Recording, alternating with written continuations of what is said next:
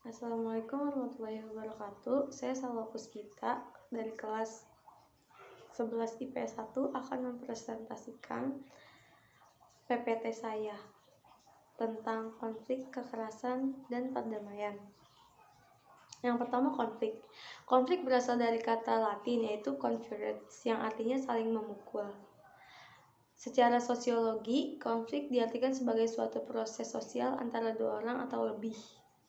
Dan menurut para ahli, yaitu yang pertama, menurut Sudjarno Skonto, yang beranggapan bahwa dalam rangka mencapai tujuannya, setiap individu atau kelompok akan menggunakan segala cara, termasuk ancaman atau kekerasan, sebagai bentuk pertentangan terhadap lawannya. Proses inilah yang disebut dengan konflik. Yang kedua adalah menurut Simmanuel, yaitu bila setiap hubungan antara manusia berarti ialah telah sebuah asosiasi, maka konflik itu juga wajib dianggap sebagai asosiasi. Yang ketiga adalah menurut R.A. Parks, yaitu ia memandang bahwa konflik itu sebagai salah satu bentuk dari interaksi. Yang keempat menurut Taman and Burgess, yang beranggapan bahwa keduanya memang memandang konflik sebagai bentuk yang berbeda dari kompetensi atau persaingan. Mereka menulis keduanya merupakan bentuk interaksi. Kompetensi atau persaingan adalah perjuangan antara individu atau kelompok individu yang dilakukan tanpa melalui kontak dan komunikasi. Di pihak konflik ialah sebuah perlombaan di mana dilakukan tanpa melalui kontak komunikasi di pihak konflik.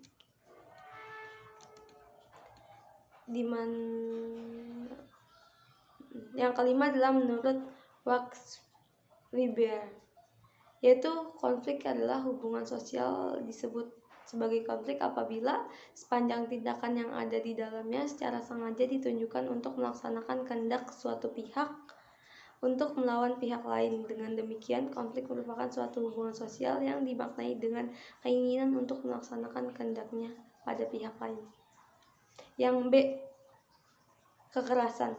Kekerasan menurut KBBI atau Kamus Besar Bahasa Indonesia adalah didefinisikan sebagai perbuatan seseorang atau kelompok yang mengakibatkan cedera atau matinya orang lain atau menyebabkan adanya kerusakan fisik maupun barang.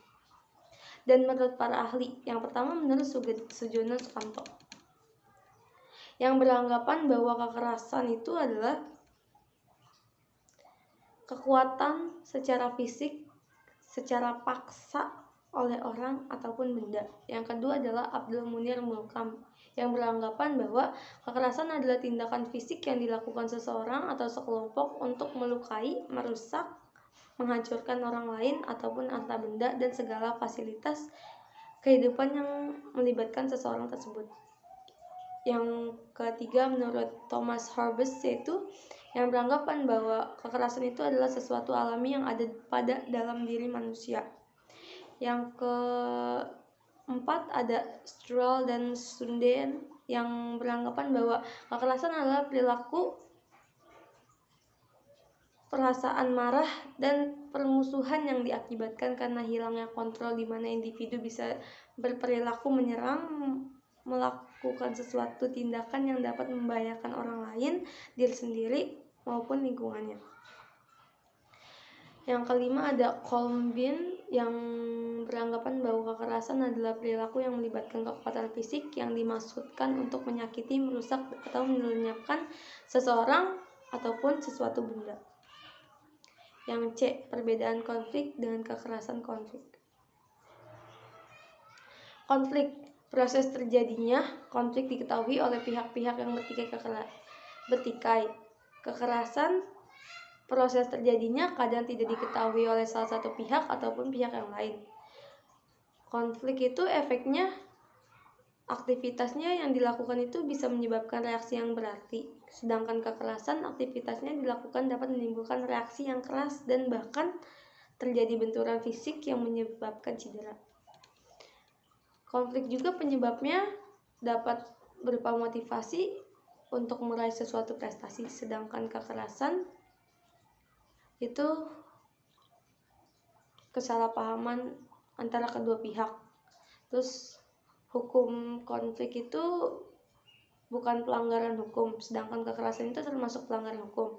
Terus konflik itu cara penyelesaiannya yaitu dengan cara peradilan atau akomodasi, sedangkan kekerasan cara penyelesaiannya hanya dapat melalui jalur hukum atau peradilan. Yang D, teori konflik. Teori konflik adalah teori yang memandang bahwa perubahan sosial tidak terjadi melalui proses penyesuaian nilai-nilai yang membawa perubahan, tetapi terjadinya akibat adanya konflik yang menghasilkan kompromi-kompromi yang berbeda dengan kondisi yang semula. Yang E, teori dinamika kelompok. Dinamika kelompok merupakan kelompok yang terdiri dari 2 atau lebih individu yang mempunyai hubungan psikologis dengan jelas antara anggota suatu dengan anggota yang berlangsung dalam situasi yang dialami. Dinamika kelompok terdiri dari kata dinamika dan kelompok. Kata dinamika itu berasal dari dinamis yang artinya bergerak, dan kata kelompok yang berarti sekumpulan orang yang berkumpul dan berinteraksi serta mempunyai tujuan bersama. Yang F yaitu perdamaian. Perdamaian adalah suatu kondisi absennya konflik dalam kehidupan masyarakat yang ditandai dengan harmoninya sesuatu. Faktor penyebab perdamaian yaitu pemahaman tradisional menyatakan perdamaian akan tercipta ketika individu memiliki rasa kedamaian dalam dirinya sendiri, memiliki kemampuan untuk mengontrol emosi dan pikiran agar melakukan tindakan yang tidak merugikan orang lain, serta memicu terjadinya kekerasan secara terbuka. Sekian dari saya. Wassalamualaikum warahmatullahi wabarakatuh.